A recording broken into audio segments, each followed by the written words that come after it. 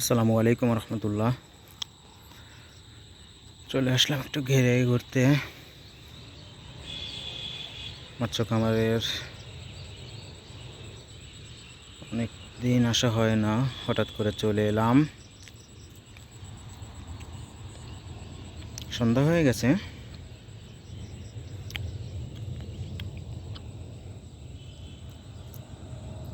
খামারের পরিবেশ মোটামুটি ভালো। কিছুদিনের ভিতরে মাছ ধরা শুরু হবে, বাজারজাত করতে হবে। দূরে দেখা যাচ্ছে জেলখানা, আমাদের কাঙ্ক্ষিত খুলনার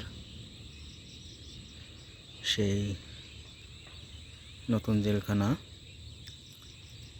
দক্ষিণবঙ্গের সবথেকে বড় হাজতখানা হতে যাচ্ছে।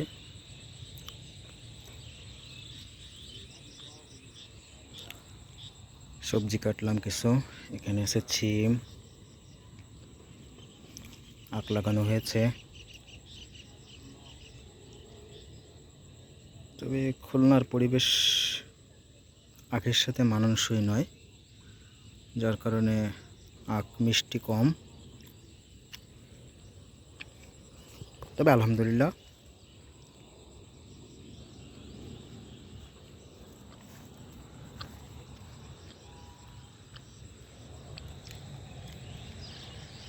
প্রচুর পাখিতে ডিস্টার্ব করতেছে।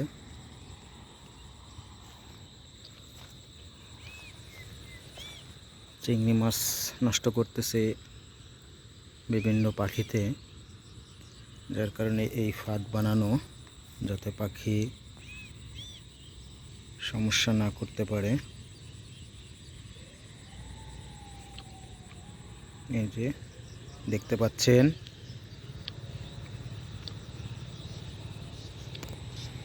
আর এটা হচ্ছে সিটি বাইপাস মোস্তফার মোড়ের আমাদের কাঙ্ক্ষিত রোড।